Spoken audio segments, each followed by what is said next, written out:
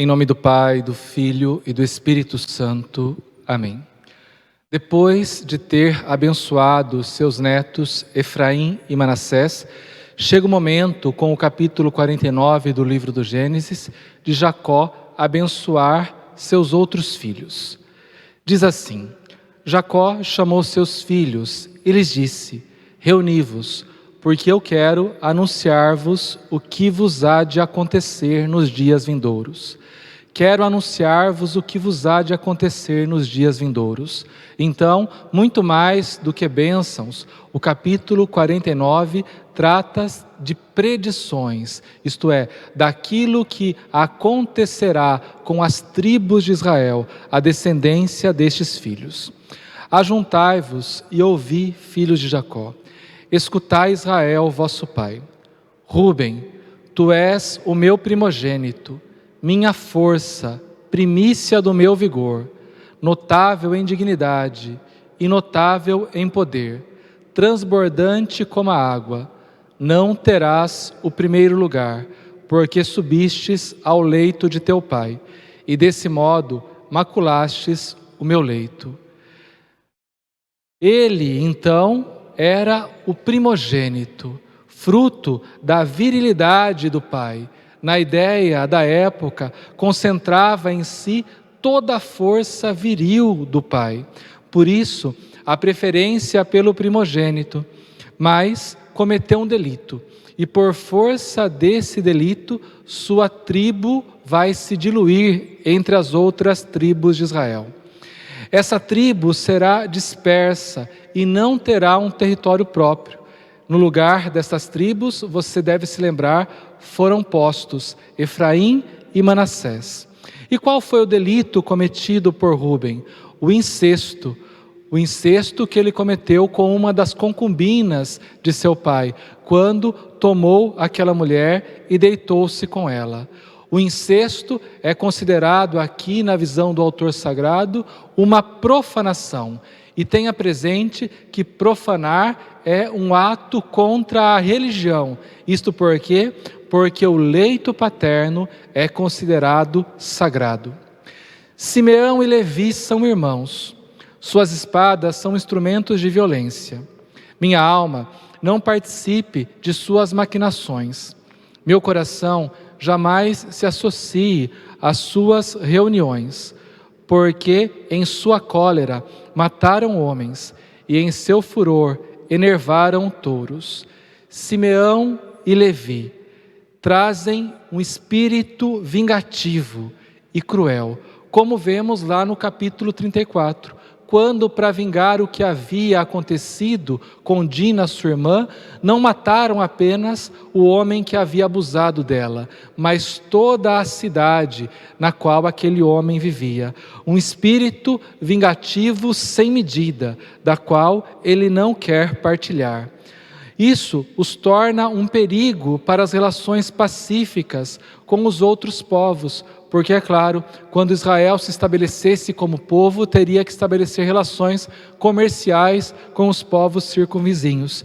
Então, precisaria ter relações pacíficas. E, nestes irmãos, essas relações não eram estabelecidas. Assim, eles também serão como que dispersados enquanto tribos, para que dessa forma não se tornem perigosos. Maldita a cólera que os levou à violência, maldito o furor que os induziu à crueldade. Hei de dispersá-los em Jacó, hei de espalhá-los em Israel. Judá, teus irmãos te louvarão, pegarás pela nuca os inimigos. Os filhos de teu pai se prostrarão em tua presença. Judá, vem de a ti louvarão, dando a ideia de que teus irmãos te louvarão, ou seja, as outras 11 tribos de Israel louvarão a tribo de Judá. E louvarão quando? Louvarão quando futuramente Davi for constituído rei, porque Davi é da descendência de Judá. Assim, Davi será aclamado por todo Israel, porque em seu poder, ele unifica todas as tribos, dominando-as, e inclusive domina povos estrangeiros. Daí continua o texto dizendo assim, a respeito de Judá: filho de leão, filho de leão. O leão passa a ser o emblema do rei Davi. Lembre-se, todo rei tinha um emblema que o identificava. Davi tinha como emblema o leão. Aliás, até hoje, este emblema é utilizado para designar o rei Davi. Filho de leão, Judá, voltas trazendo a caça, meu filho. Dobra-se, deita-se como um leão, como uma leoa. Quem o despertará? Não se apartará o cetro de Judá, nem o bastão de comando dentre seus pés, até que venha aquele a quem pertence o direito, e a quem devem obediência os povos. O bastão de comando dentre os teus pés, como se Judá estivesse segurando o bastão no meio do seu corpo. Assim, nessa disposição, trazendo o bastão no meio de seu corpo, dá a ideia de que o poder se transmite por dinastia, porque fica como que à frente do seu órgão viril. Então, o poder passa para os seus filhos. A isto que alude o autor sagrado ao dizer: o bastão de comando dentre os seus pés, no meio do teu corpo. Depois, não se apartará o cetro de Judá, até que venha o digno descendente. Isto está fazendo alusão ao Messias, rei pacífico ideal, que foi prometido a partir de Davi. E é claro, nós sabemos que este Messias, rei pacífico ideal, é o próprio Cristo Jesus, que é descendente de Judá, então descendente de Davi, em linhagem paterna, pela sua adoção da parte de São José. Amarrará a videira o jumentinho, a cepa o filho da jumenta, lava com o vinho suas vestes, com o sangue das uvas o seu manto. Amarrará a videira o jumentinho. Mostra aqui o quê? A riqueza pecuária e agrícola que acompanhará a tribo de Israel. Depois continua o versículo 12. O vinho aumenta o brilho de seus olhos. Seus dentes são brancos como leite. Brilho dos olhos, dentes brancos, mostrando que a beleza corporal daqueles que são descendentes da tribo de Judá.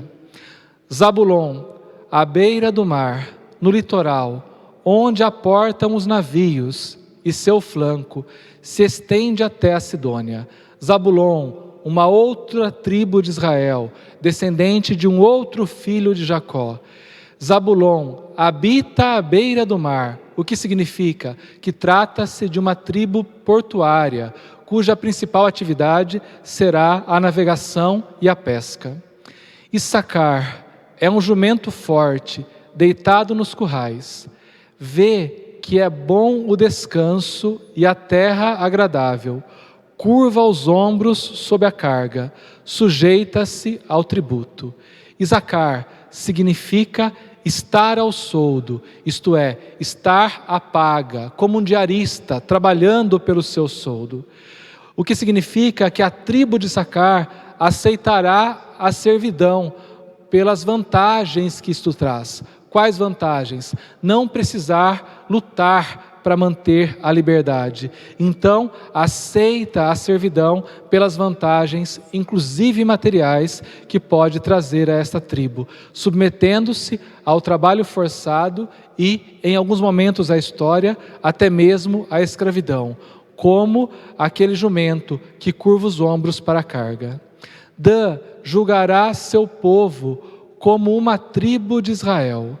Dan será uma serpente no caminho, uma cobra na estrada, que morde a pata do cavalo e derruba o cavaleiro. Dan significa julgar, por isso a expressão usada na bênção. julgará seu povo.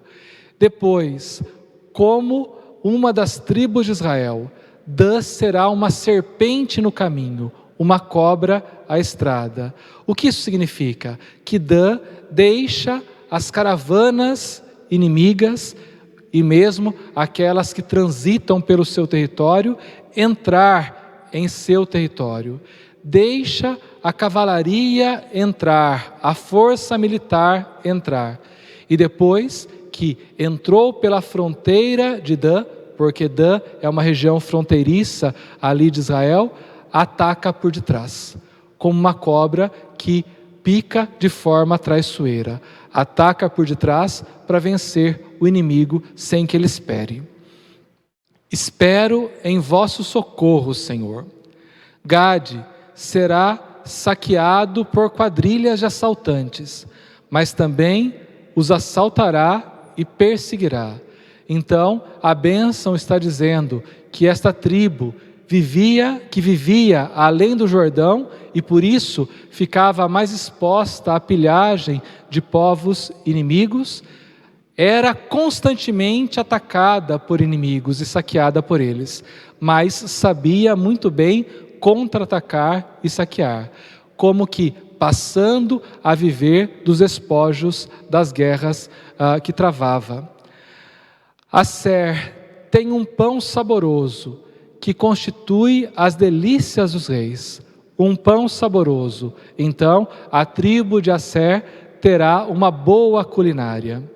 Neftali é uma gazela solta que tem lindos filhotes. Então,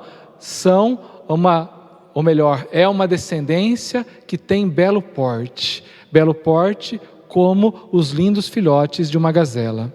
José é broto de uma árvore fértil junto à nascente. Seus ramos crescem acima do muro. Lembre, ele tem um sicar a mais, tem uma cidade a mais, cresce acima dos seus irmãos, um ombro a mais. Seus ramos crescem acima do muro, provocam-no, atiram contra ele, atacam-no os flecheiros, mas seu arco permanece firme. Seus braços e mãos desembaraçados pelas mãos do poderoso de Jacó, pelo nome do pastor, que é a pedra de Israel.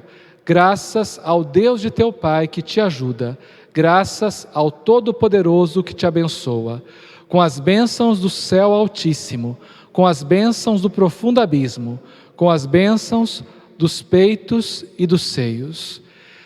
José, então, é descrito nesta bênção como um poderio militar. Toda a violência que se levanta contra esta tribo acaba fracassando. Como a estratégia dos seus irmãos em vendê-lo como escravo acabou fracassando por desígnio de Deus. Fracassam graças à proteção do Deus guerreiro, chamado aqui de Todo-Poderoso, isto é, El Shaddai. Que elas, ainda sobre José, desçam sobre a cabeça de José, isto é, as bênçãos, sobre a fonte do príncipe de seus irmãos. Benjamim, lobo voraz, de manhã devora a presa, e à tarde parte o despojo. Benjamim, lobo voraz. Aqui nós podemos nos perguntar, trata-se de um louvor ou de uma crítica? Por quê? Porque o lobo costuma ser considerado um animal nocivo, visto que ele pode atacar os filhotes dos rebanhos e assim trazer prejuízo aos pastores. Então, aqui há uma visão dúbia a respeito de Benjamim. São esses todos que formaram as 12 tribos de Israel. Aqui então a bênção salta da pessoa em si, isto é, daquele que constituiria uma das tribos de Israel, a todas as tribos, isto é, a sua descendência futura. Foi isso que lhes disse seu pai ao abençoá-los. A cada um deu uma bênção particular. Após dar a bênção, Jacó já presume que sua morte está cada vez mais perto. E é disso que vai falar o versículo 29 seguintes. Em seguida, fez-lhes esta recomendação: eis que vou ser reunido aos meus. Enterrai-me junto de meus pais, na caverna da terra de Efron, o Iteu, na caverna da terra de Macpela, de fronte de Mambré, na terra de Canaã. Essa caverna que Abraão havia comprado a Efron, o Iteu, ao mesmo tempo que a terra, para ter a propriedade de uma sepultura. Ele manifesta o seu desejo aos filhos, o desejo de regressar à terra prometida, mesmo depois de morto. O que isso significa? Significa que o amor é mais forte do que a morte, como fala o livro do Cântico dos Cânticos.